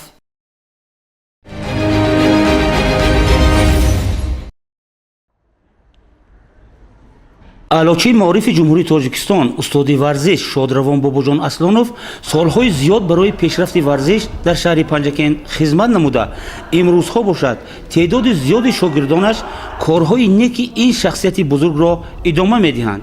аз ин рӯ роҳбарияти бахши кор бо ҷавонон ва варзиши шаҳри Панҷакент ва саҳмгузории устодони варзиш санаи 1 феврали соли равон дар толори варзишии муассисаи таҳсилоти миёнии умумии рақами 3 дар шаҳри Панҷакент мусобиқаи кушоти волейбол бо иштироки 14 даста аз ҷамъиятҳои деҳот оғоз карда шуд, ки дар ифтитоҳи он роҳбарияти бахши кор бо ҷавонон ва варзиш инчунин устодони варзиш суханронӣ намуданд.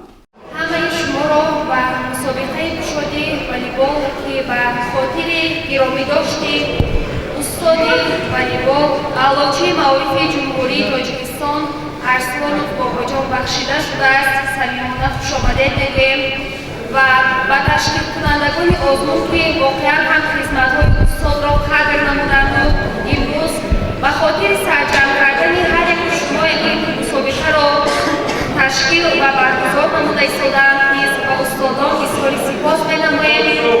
дар баромади худ мудири бахши кор бо ҷавонон ва варзиши шаҳри Панҷакент Сабрина Акрамова таъкид кард ки саҳми устод Бобоҷон Аслонов барои пешрафти варзиш дар шаҳр назаррас буда барои ҷалби ҷавонон ба варзиш саҳмгузор аст.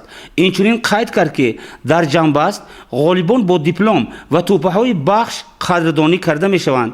Штавре ки мегӯянд бузургонро бузургон зинда медоранд.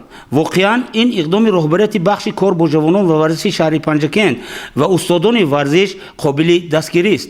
Мо ҳайати эҷодӣ бошем. Барои шумо мухлисони азиз аз ҷанбасти мусобиқа гузориш хоҳем дод. гузориши Ғайбулло Муҳаммадиев, Шоҳусайн Солиев.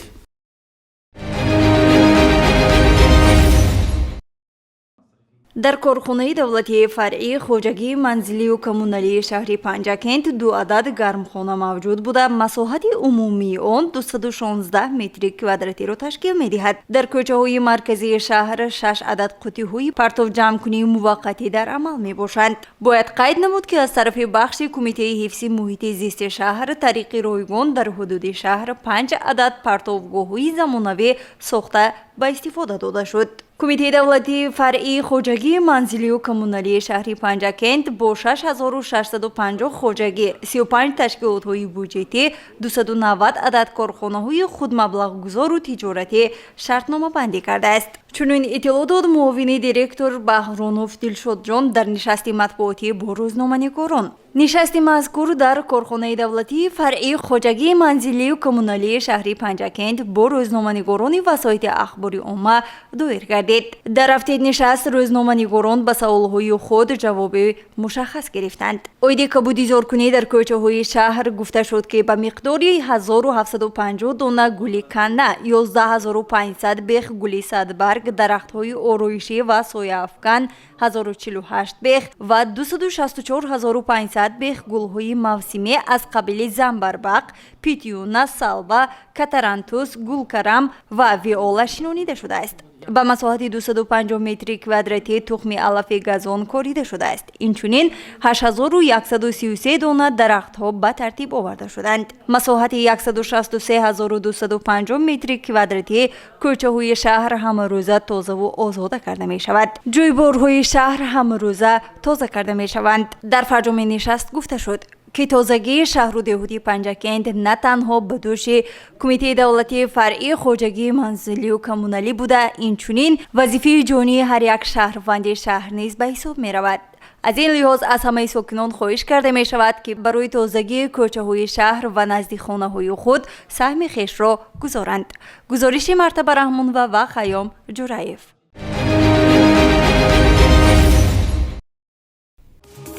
маркази ташхиси минтақавии агентии тоҷикстандарт дар шаҳри Панҷакент ба таваҷҷӯҳи роҳбарони ташкилоту корхонаҳо, муассисаҳои соҳаи савдо, соҳибкорон, тоҷирону фурӯшандаҳо ва шаҳрвандон мерасонад ки ҳар сол санаи 15 март рӯзи байналмилалии ҳимояи ҳуқуқи истеъмолкунандагон таҷлил мегардад.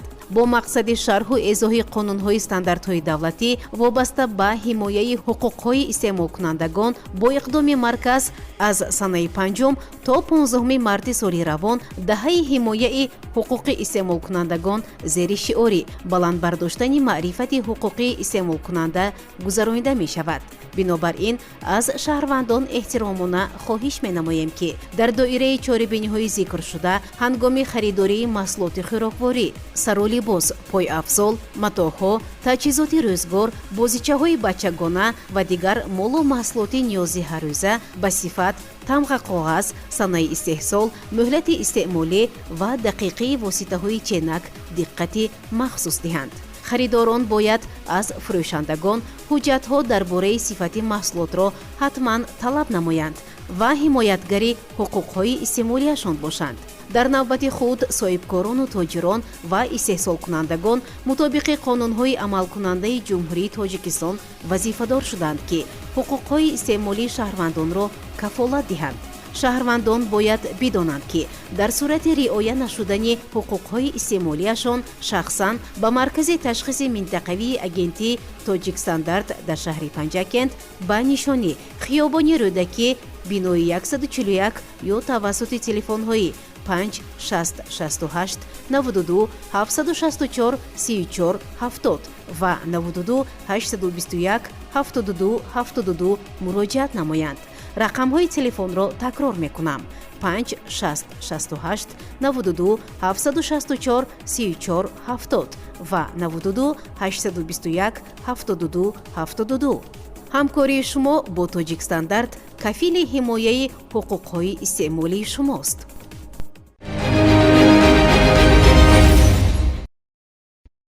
воқеан ҳафтае ки сифарӣ гардид дар хотироти мо бо рӯйдоди воқеаҳои гуногунаш сабт хоҳад шуд. инак ҳафтаи нав оғоз меёбад.